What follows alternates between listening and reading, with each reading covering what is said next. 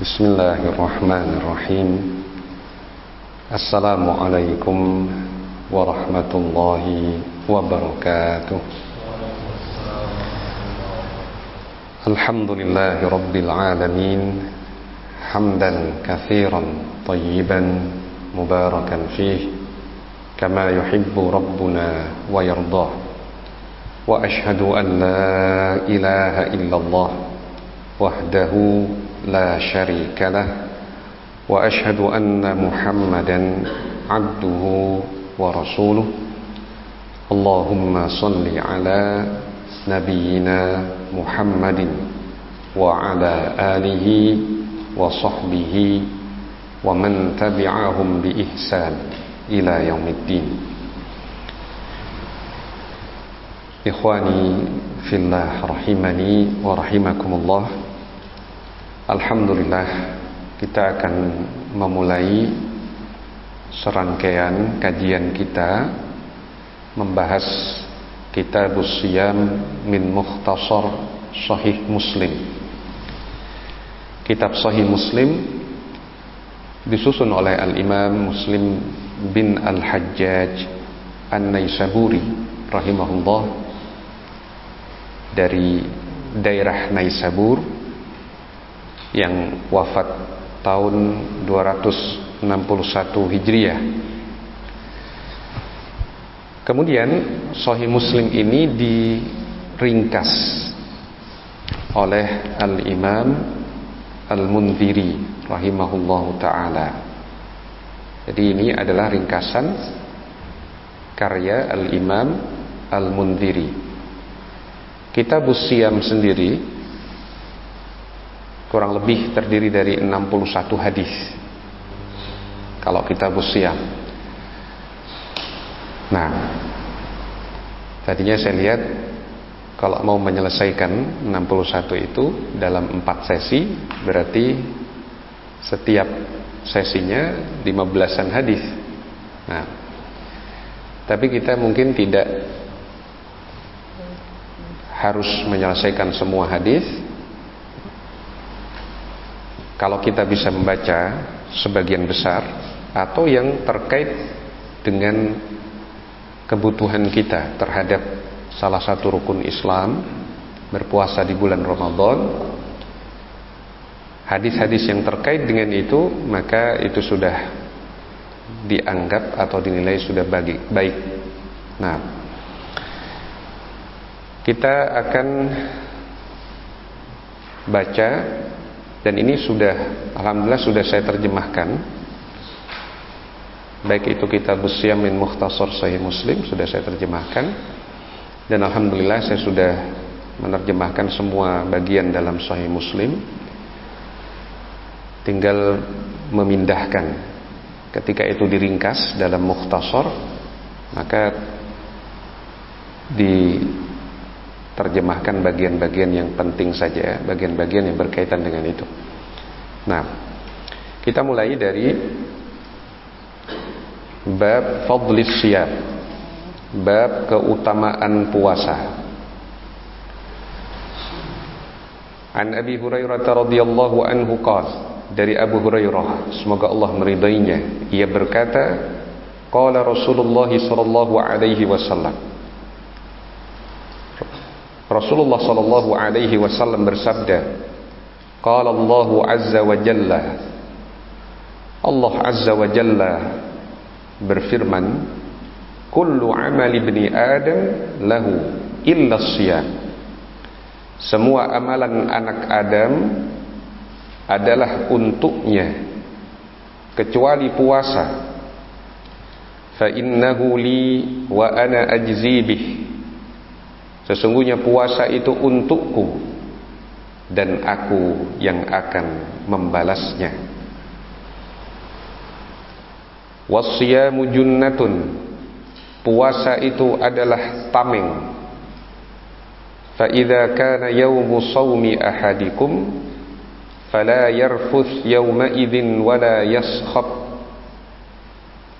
jika seseorang sedang berpuasa, janganlah berkata-kata kotor, jangan berteriak, Tidak boleh berteriak di luar keperluan.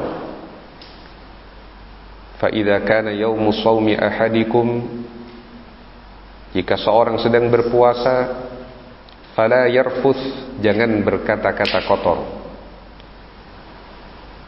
Yauma idzin, pada waktu itu. Wala yaskhab, jangan berteriak. Fa in sabbahu ahadun aw qatalahu falyaqul inni imru'un shaim.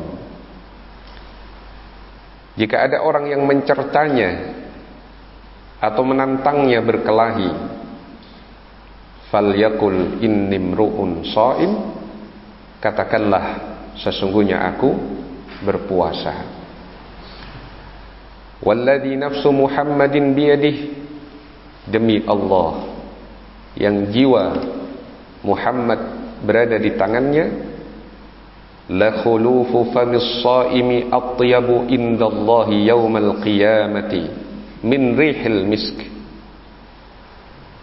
Sungguh bau mulut orang yang berpuasa lebih harum di sisi Allah pada hari kiamat dibandingkan bau minyak kasturi, minyak wangi kasturi, minyak misk. Nah, walis-shaimi farhatan, bagi orang yang berpuasa akan mendapatkan dua kebahagiaan. Yafrahuhuma, dia berbahagia dengan dua hal itu.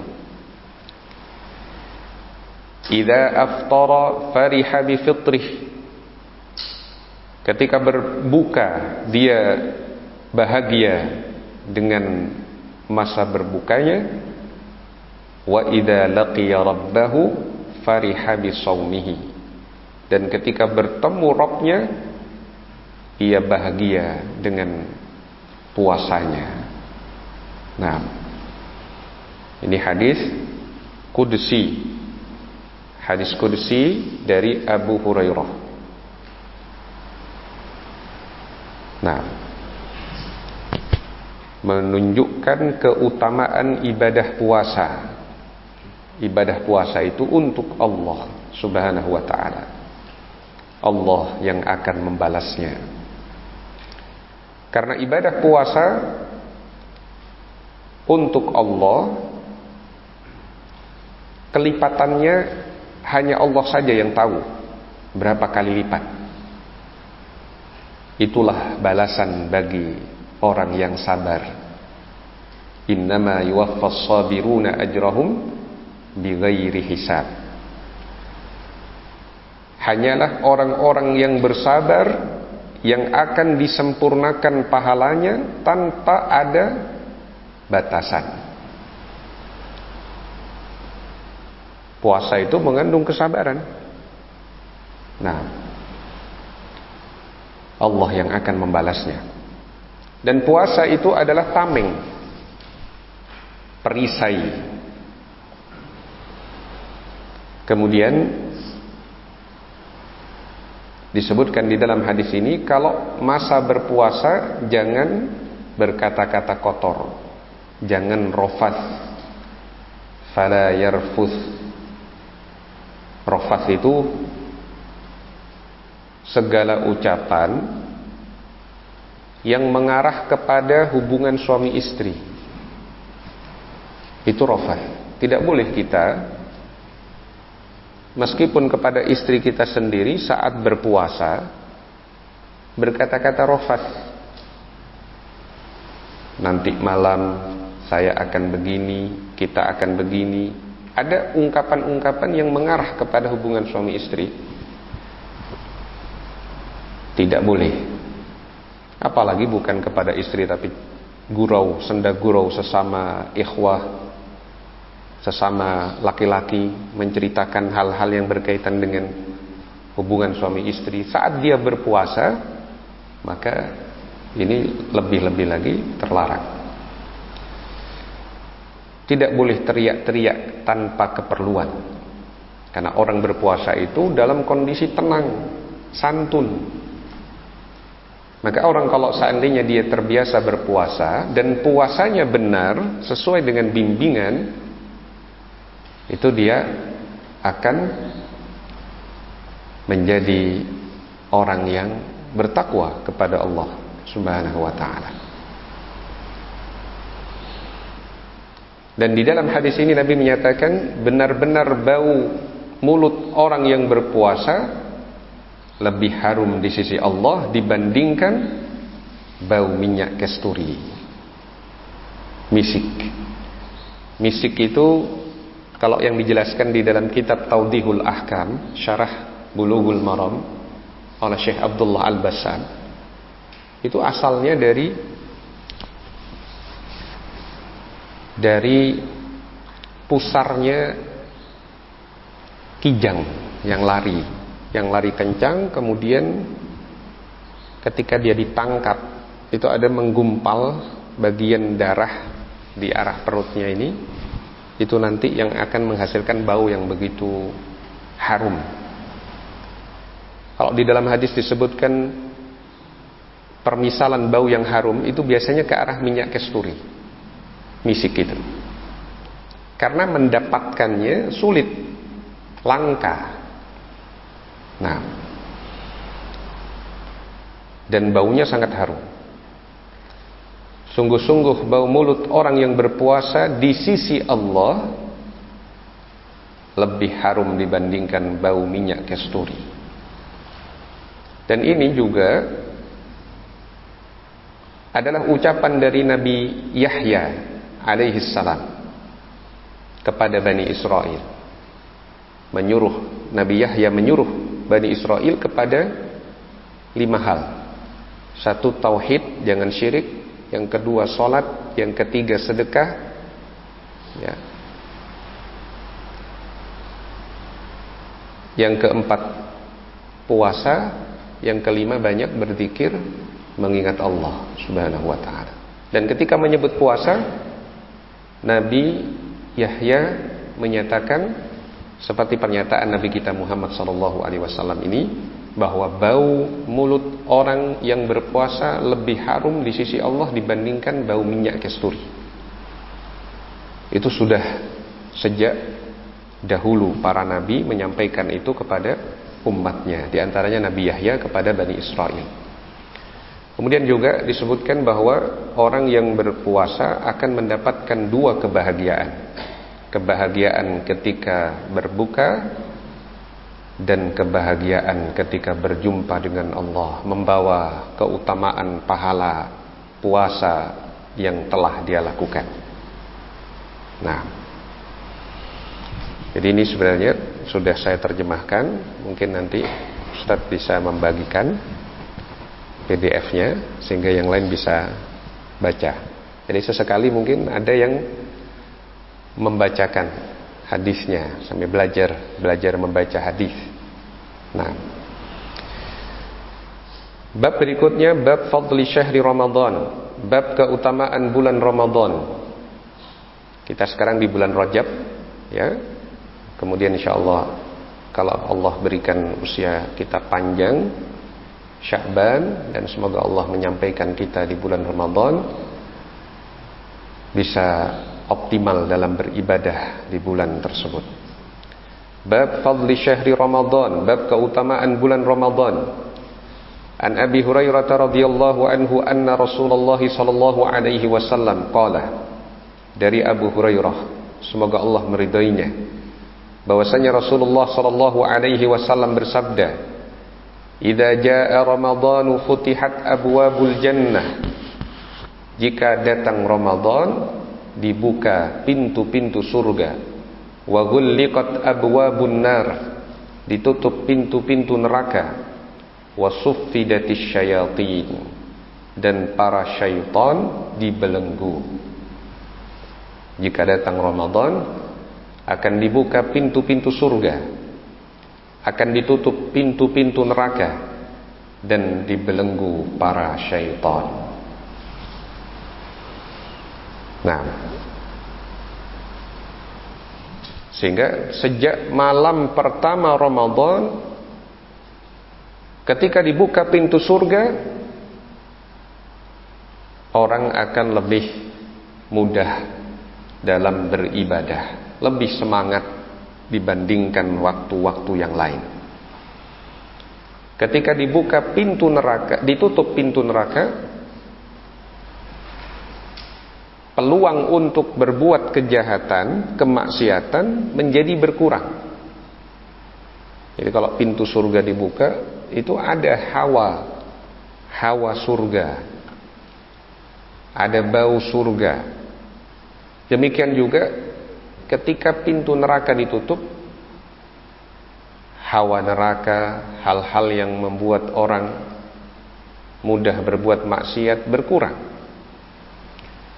Demikian juga wasuffidatis syayatin, syaitan-syaitan dibelenggu. Membuat di bulan Ramadan meskipun masih ada kemaksiatan, tetapi lebih jarang atau berkurang dibandingkan di luar Ramadan. Nah, berikutnya bab la taqaddamu ramadhana bisawmi yaumin wala yaumain. Bab janganlah mendahului Ramadan dengan berpuasa sehari atau 2 hari sebelumnya.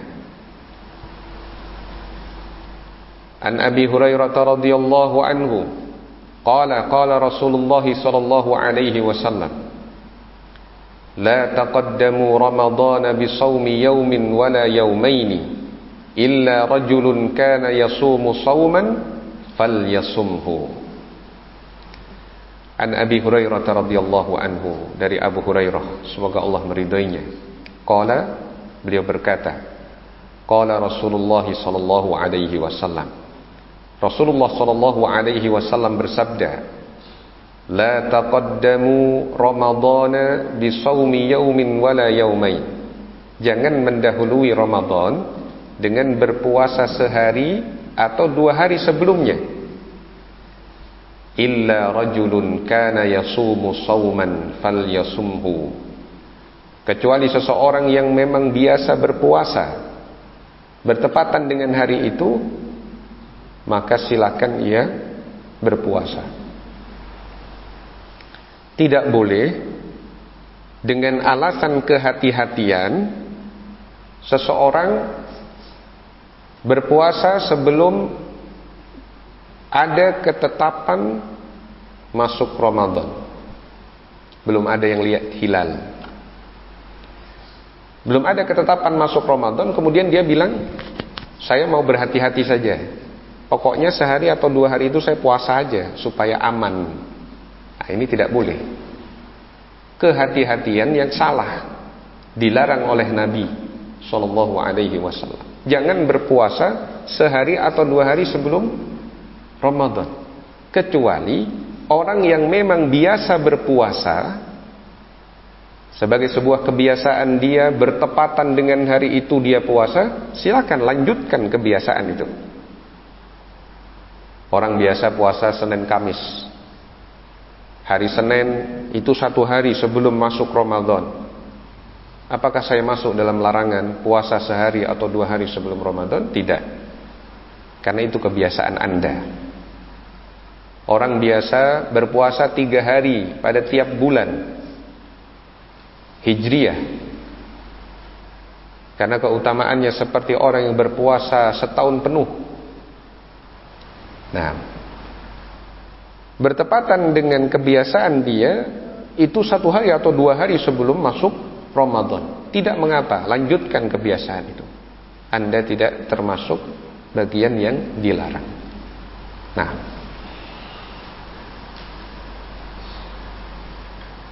berikutnya bab as-shaum li ru'yatil hilal. Bab berpuasa karena melihat hilal. An Abi Hurairah radhiyallahu anhu qala, dari Abu Hurairah, semoga Allah meridainya, ia berkata, dzakara Rasulullah sallallahu alaihi wasallam al-hilal. Rasulullah sallallahu alaihi wasallam menyebutkan tentang hilal. Hilal itu bulan kecil, bulan sabit kecil sebagai penanda masuknya bulan Hijriah. Jika itu terlihat, berarti itu masuk di bulan yang baru.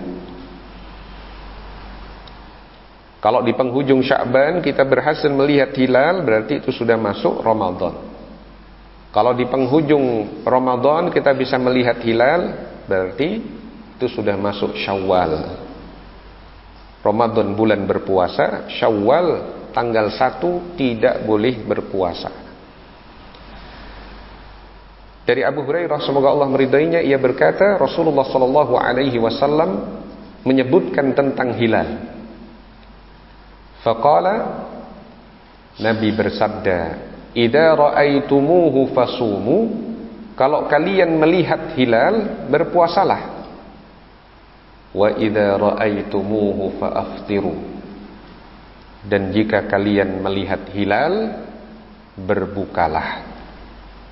Kalau kalian melihat hilal bulan Ramadan, mulailah berpuasa besoknya. Kalau kalian melihat hilal bulan Syawal, hentikan puasa keesokan harinya. Berbukalah, jangan berpuasa. Nah, di sini disebutkan jika kalian melihat, itu boleh melihat dengan mata kepala langsung, mata telanjang, atau dengan alat, misalkan teleskop. Jika terlihat hilal, kalau itu hilal Ramadan, berpuasalah. Kalau itu hilal Syawal, berhentilah berpuasa. Fa in ughmiya 'alaikum fa'uddu 30. Apabila pandangan kalian terhalangi oleh mendung, perhitungkan 30 hari. Genapkan jumlah bilangan bulan menjadi 30 hari. Nah, ini berkaitan dengan masalah melihat hilal. Patokan masuk dan keluarnya Ramadan adalah dengan melihat hilal. Kita belajar Sahih Muslim, dan Sahih Muslim adalah salah satu kitab induk hadis yang kaum muslimin sepakat menerimanya sebagai riwayat-riwayat yang sahih. Nah, kalaupun ada dalam Sahih Muslim yang dikritik kesahihannya oleh sebagian ulama hadis dalam jumlah yang sangat sedikit dibandingkan ribuan hadis yang ada padanya. Dan ini termasuk hadis yang sahih. Yang kita pelajari ini adalah hadis-hadis yang sahih. Nah, sebelum saya lanjutkan, mungkin ada pertanyaan. Jika ada pertanyaan, dipersilakan.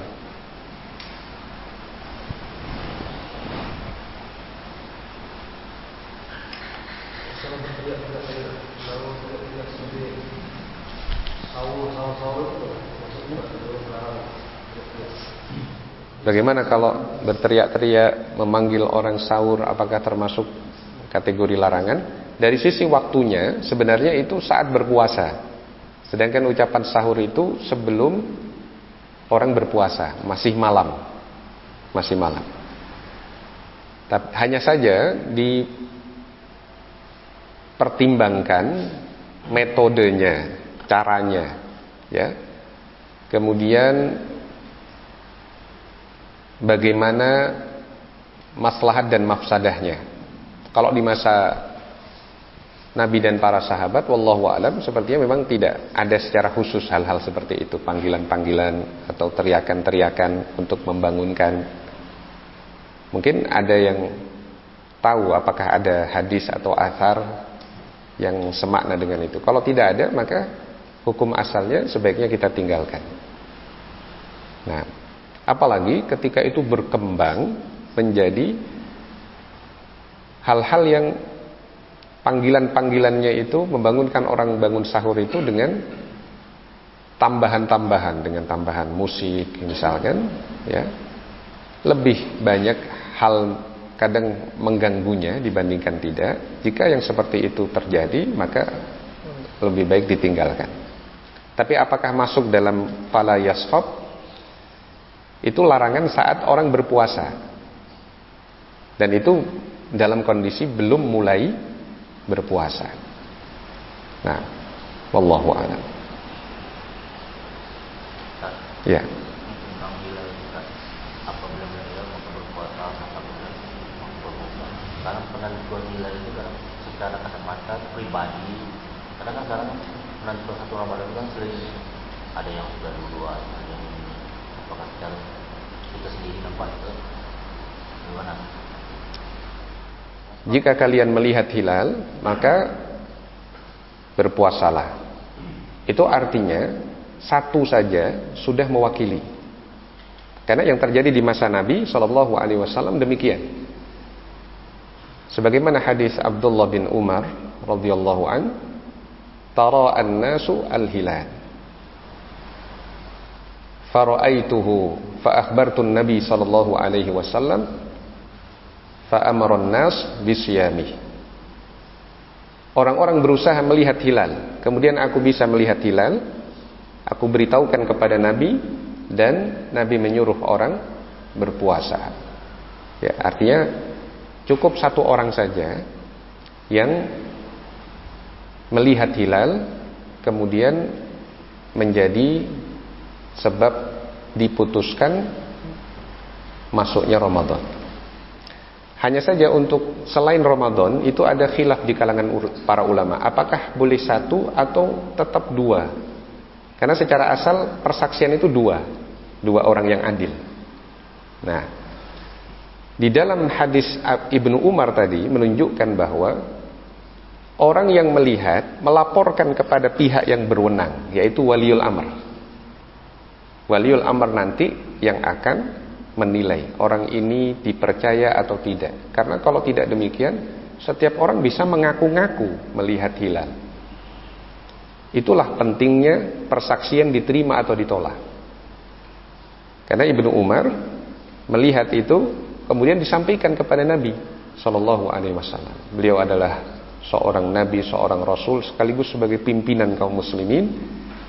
Demikian juga diterapkan di masa-masa setelah meninggalnya Nabi, para pemimpin kaum muslimin menerima masukan siapa yang melihat, bagaimana, apakah persaksian yang diterima atau ditolak. Ada sebuah hikayat atau ruwiyah dalam sirah Tamrid di masa pemerintahan Iyas bin Muawiyah. Anas bin Malik itu pernah mengaku melihat hilal. Beliau sudah sangat sepuh, sudah sangat lanjut usia waktu itu. Anas bin Malik termasuk sahabat yang terakhir meninggal. Bahkan beliau putra-putranya itu meninggal banyak yang mendahului beliau. Anas bin Malik radhiyallahu an ini mengaku melihat hilal. Saya melihat di sebelah sana. Dikonfirmasi oleh Iyas bin Muawiyah sebagai khalifah pada waktu itu. Coba disampaikan di sebelah mana lihatnya. Di sebelah sana. Yang lain berusaha melihat, tidak kelihatan. Kemudian Iyas bin Muawiyah melihat ternyata ada alis beliau yang putih, yang menjuntai menutupi mata. Kalau bahasa sekarang mungkin ya, permisi sebentar. Coba sekarang kelihatan lagi enggak? Oh enggak kelihatan sudah. Nah, itu bentuk sebuah hikayat, ya, tidak merupakan sebuah riwayat yang tegas di sana, tetapi menunjukkan bahwa tidak setiap pengakuan melihat itu langsung bisa diterima. Jadi tetap pada waliul amr, pemerintah muslim yang kemudian menerima atau menolak persaksian itu. Nah, baik. Ya. Waalaikumsalam. Ya.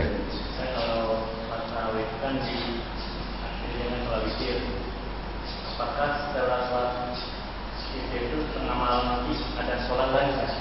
Kalau di katanya itu biasanya kalau 10 hari akhir Ramadan itu ada tetap sholat sampai menjelang sahur.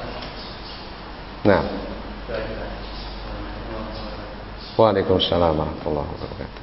Jadi sebenarnya dengan seseorang mengikuti sholat tarawih, jadi ini pertanyaannya adalah apakah ketika seorang sudah tarawih, sudah witir, bahkan masih bisa untuk sholat malam nanti menjelang sahur. Sebenarnya kalau seseorang sudah sholat tarawih bersama imam, itu dia mendapatkan keutamaan seperti menghidupkan malam sepenuhnya. Idza shalla ma'al imam hatta yansharif husiba lahu qiyamu lailah. Kalau seseorang sholat bersama imam sampai imamnya salam, tercatat dia akan menghidupkan malam itu seluruhnya. Dia menghidupkan malam itu dengan sholat penuh, seakan-akan begitu. Amalan yang kecil tapi dibalas oleh Allah sebagai sebuah keutamaan yang sangat besar, sebagai bagian dari kasih sayang Allah Subhanahu wa ta'ala. Hanya saja kalau dikatakan apakah ada ucapan atau perbuatan sebagian sahabat yang pernah sholat lagi, ada sebagian sahabat yang mengimami sampai 2 kali.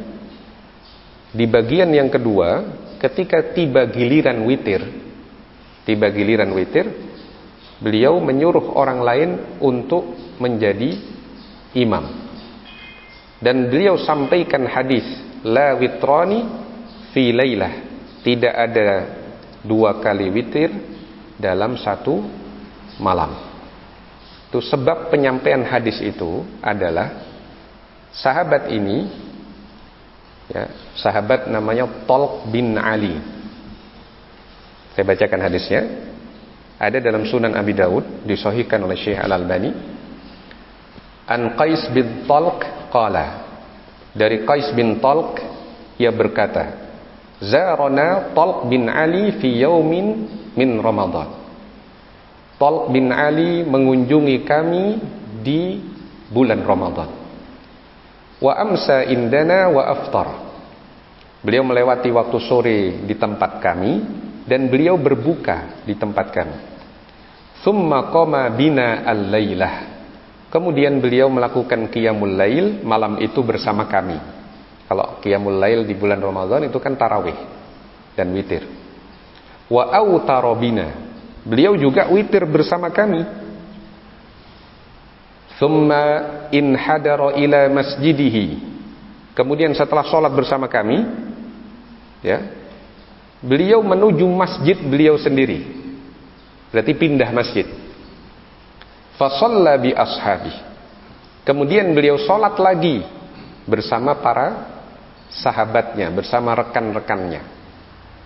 Hatta idza baqiyal witru qaddama rajulan. Hingga ketika sudah tiba masa pelaksanaan witir, beliau suruh orang untuk jadi imam. Faqala autir bi ashabik. Beliau berpesan kepada orang tadi, silahkan witir mengimami sahabat-sahabatmu. Wa inni sami'tu an-nabiyya sallallahu alaihi wasallam yaqul, karena aku pernah mendengar Nabi sallallahu alaihi wasallam bersabda, la witrani fi lailah. Tidak boleh ada 2 witir dalam satu malam. Jadi beliau itu tarawihnya berapa kali? Tarawihnya 2 kali, tapi witirnya berapa kali? 1 kali. Dan itu beliau lakukan berjamaah 2 kali. Ya. Nah, artinya karena ini ada sahabat yang pernah melakukan ini, maka bisa diterapkan bagi orang yang sudah sholat malam di masjid berjamaah, tarawih dan witir sudah selesai, kemudian menjelang sahur dia bangun, kemudian apakah saya bisa tahajud? Boleh tahajud, tapi jangan witir lagi. Jangan witir lagi. Karena memang ada keutamaan orang yang bangun di waktu malam ketika dia bangun dia mengingat Allah, terlepas satu ikatan yang diikat oleh syaitan di tengkuk dia, yang membuat dia malas dalam beraktivitas. Kalau setelah itu dia sholat 2 rakaat, terlepas satu ikatan lagi. Kalau dia berwudu, terlepas satu ikatan lagi. Kalau kemudian dia sholat 2 rakaat, maka terlepas satu ikatan lagi. Maka semua ikatan yang diikat syaitan pada tengkuk seseorang itu akan terlepas. Nah, baik. Mungkin ada lagi? Kita lanjut. InsyaAllah kalau dijadwalkan sampai jam 6 ya, kurang 10 menit lagi. Ya, betul Ustaz? Nah, InsyaAllah berusaha disiplin. Kalau pengen cepat-cepat, disiplin di situ. Nah, bab asy-syahru tis'un wa ishrun. Bab sebulan itu, hitungan sebulan bisa berjumlah 29 hari. An Ummi Salamah radhiyallahu anha anna an-nabiy sallallahu alaihi wasallam halafa an la yadkhula ala ba'di ahlihi syahran. Nah, dari Ummu Salamah, semoga Allah meridainya, bahwasanya Rasulullah Nabi sallallahu alaihi wasallam halafa, bersumpah, an la yadkhula ala ba'di ahlihi syahran. Beliau tidak akan masuk ke tempat para istri beliau selama sebulan. Ini sumpah. Bisa sebagai bentuk pemberian pelajaran. Ketika itu Nabi ingin memberi pelajaran kepada istri-istri beliau. Bukan bermakna talak, bukan. Tapi ila. Ila itu sumpah, dalam waktu tertentu saya tidak akan memasuki rumahmu. Dalam waktu tertentu saya tidak ingin melakukan hubungan suami istri denganmu. Ya, ada ila. Itu pernah diterapkan oleh Nabi sallallahu alaihi wasallam. Falamma madha 29 yawman ghada alaihim. Ketika telah berlalu 29 hari, pada pagi harinya beliau menemui mereka, menemui istri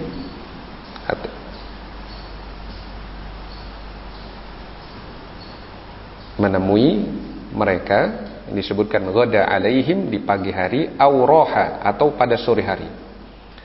Faqila lahu, ditanyakan kepada beliau, halafta ya Nabi Allah an la tadkhula alaina syahran. Ada seorang istri beliau bertanya, wahai Nabiullah, Anda sudah bersumpah untuk tidak memasuki tempat kami, para istri Nabi, syahran, sebulan. Ini baru 29 hari. Qala inna syahra yakunu 29 yawman. Nabi bersabda, sesungguhnya hitungan satu bulan itu bisa 29 hari. Nah,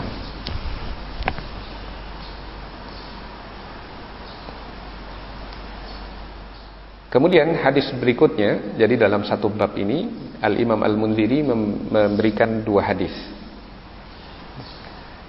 Kalau tadi hadis Ummu Salamah, ini hadis Ibnu Umar.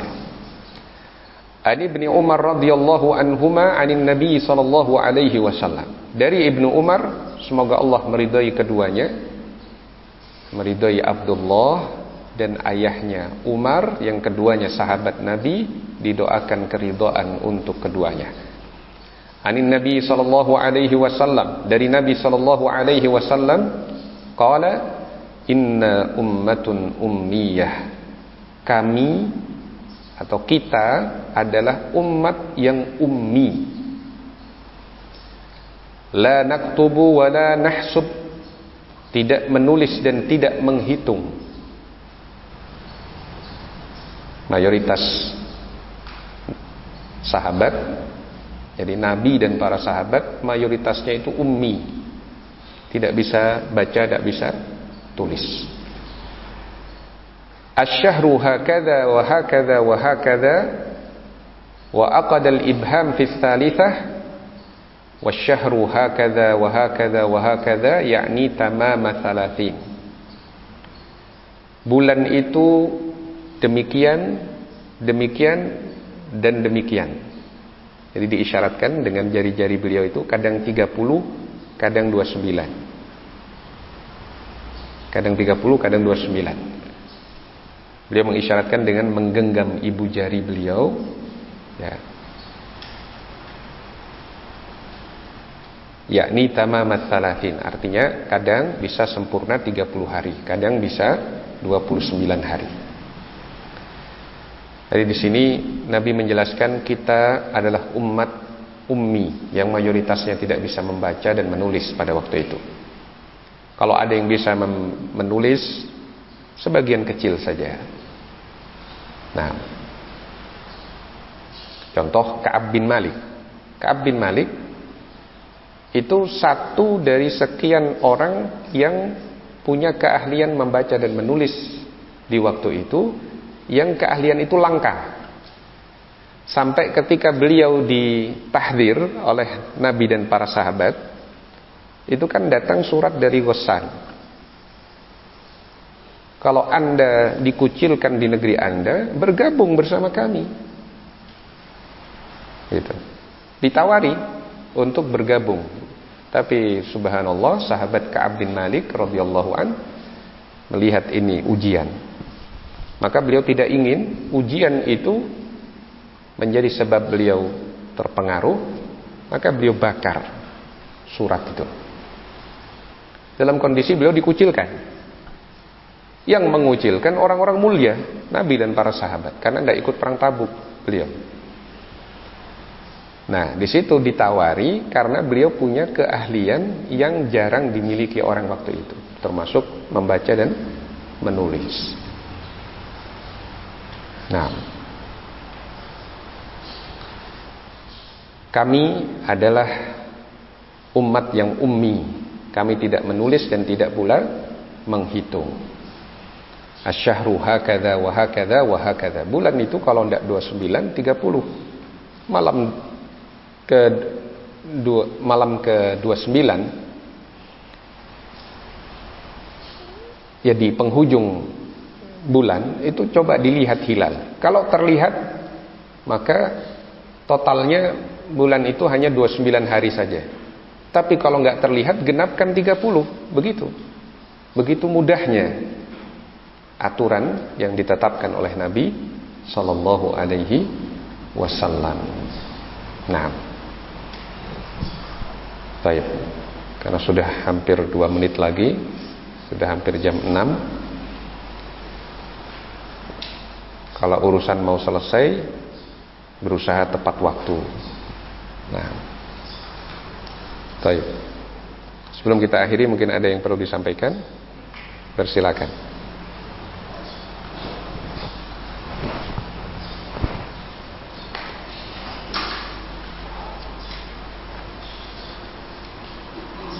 Kalau tidak ada, kita cukupkan sampai di sini.